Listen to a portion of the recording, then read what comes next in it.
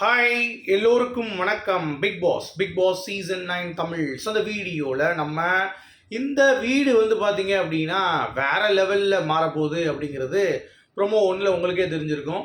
So kingdom மாறுது, அரசாங்கமாக மாறுது. அதில் ஒரு அரசாங்கம் பார்த்தீங்கன்னா கானா வினோத் அவர்களுடைய அரசாங்கம், இன்னொரு அரசாங்கம் தர்பூசணியோடைய அரசாங்கம் அப்படிங்கிறது தான்.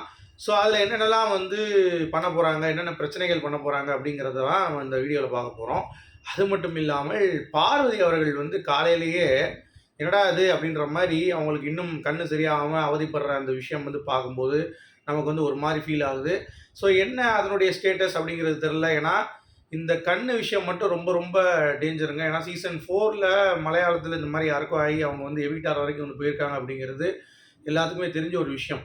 அவங்களுக்கு கண்ணில் அந்த கீழே அந்த ரப்பை கிழிஞ்சு ஒரு மாதிரி ரத்தம்லாம் ரொம்ப சென்சிட்டிவ் ஆகி அதுக்கடுத்து பார்த்தீங்கன்னா அவங்க வெளியே எக்ஸ்ரேலாம் எடுக்க போய் அதுக்கடுத்து கிட்டத்தட்ட ஒரு 6 நாள் பார்த்தாங்க. அப்புறம் ரொம்ப இதாகிடுன்னு சொல்லிட்டு வெளியே எடுத்துட்டாங்க.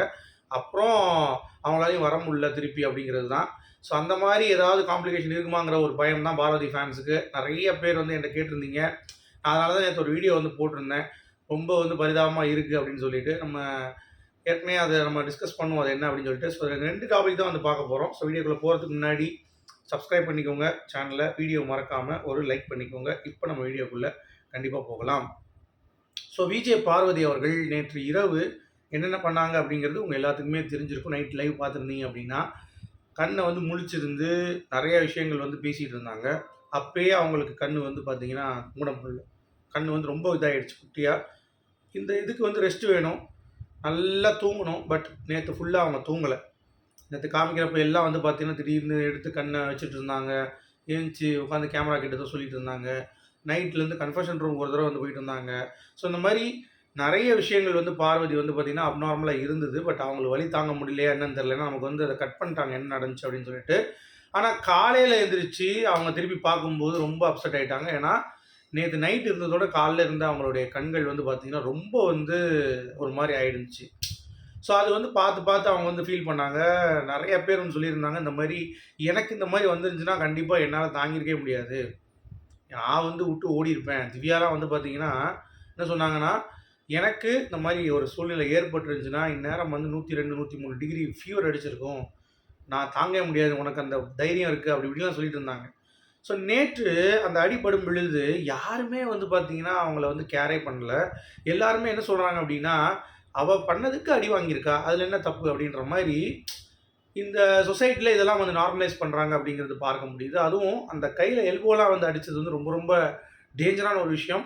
அது இன்னும் கொஞ்சம் இறுக்கி நெஞ்சில் அடிச்சிருந்தா கூட வேறு மாதிரி ஆயிருக்கும். ஸோ அது எல்லாத்துக்கும் புரிஞ்சுதா அப்படிங்கிறது தெரில.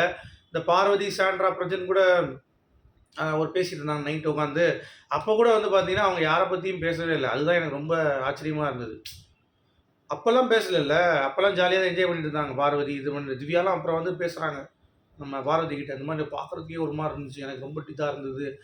சாண்ட்ராலாம் பார்த்தீங்கன்னா ஐயோ ரொம்ப ரொம்ப டஃப்பாக இருந்தது, அது 15 நிமிஷம் எனக்கு ஒரு ரோலர் கோஸ்டரில் போகிற மாதிரி இருந்துச்சுலாம் பிட்ட போட்டாங்க. ஆனால் அந்த டைமில் யாருமே அதை அடையாளப்படுத்தணும் அப்படிங்கிறது அவங்க சொல்லவே இல்லை.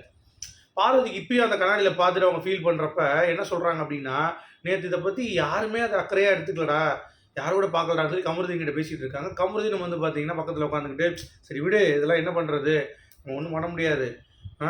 ஆனால் நான் நைட்டு சரியாக நினச்சேன், ஐஸ் பேக்லாம் வச்சுட்டு இருந்தோமே, நைட் சரியாக நினச்சேன். பட் இது இன்னும் மோசமாக இருக்குங்கிறப்ப எனக்கே ரொம்ப கஷ்டமாக இருக்குது பார்க்குறதுக்கு அப்படின்றான். என்னடா எப்படா சரியாகும் அப்படின்ற மாதிரி அவங்க கேட்கும்போது நமக்கே ஒரு மாதிரி தான் இருக்குது. ஏன்னா ரொம்ப வீங்கி போய் ஒரு மாதிரி பார்க்குறதுக்கு இருக்காங்க அப்படிங்கிறதை பார்க்கும் பொழுது நமக்கும் பார்த்தீங்கன்னா ஒரு பாவம் ஒரு பக்கம் இருந்தாலும் இன்னொரு பக்கம் நேற்று யாரும் ஏன் கண்டுக்கலை இந்த இஷ்யூவை. ஸோ விஜய் சேதுபதி கண்டிப்பாக பார்த்தீங்கன்னா இதை கேட்க வேணுங்க. இது ரொம்ப ரொம்ப தப்பான ஒரு விஷயம்.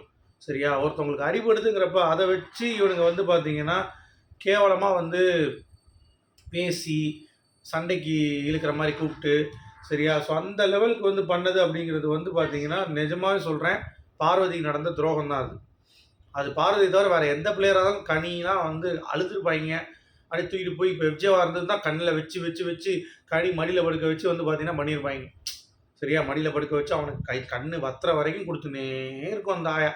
அந்த மாதிரி பார்த்தீங்கன்னா அந்த வீட்டில் அவனுக்கு ஒரு சலுகை, இவனுக்கு ஒரு சலுகை அப்படின்ற மாதிரி இருந்துடும். கரெக்டாக இல்லையா?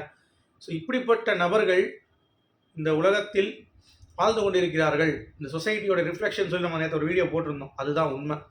சொசைட்டி இப்படி தான் இருக்குது, இப்படி தான் பார்க்குது எல்லாத்தையும் அப்படிங்கிறதை பார்க்கும் பொழுது நமக்கே வந்து பார்த்திங்கன்னா ஒரு ஃபீல் இருக்குது அப்படிங்கிறது தான்.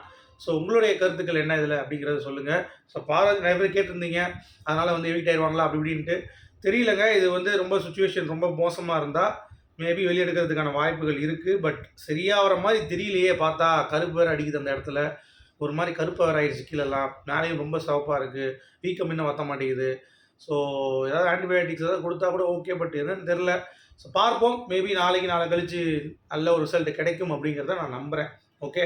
அடுத்து கானா வினோத் அண்ட் இவங்களுடைய டாஸ்க்கை பற்றி நம்ம கண்டிப்பாக பேசி ஆகணும். ஸோ டாஸ்க் வந்து வேறு லெவலில் இருக்குது. அதுவும் தர்பூசணிக்கு அந்த கெட்டப் வந்து பார்த்திங்கன்னா செமையாக இருக்குது அப்படிங்கிறது பார்க்க முடியுது.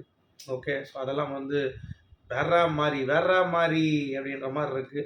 ஸோ இதில் இவங்க சைடில் யார் யார் இருக்கா, அவங்க சைடில் யார் யார் இருக்கா அப்படிங்கிறதை பார்த்து தான் முடிவு பண்ணணும்.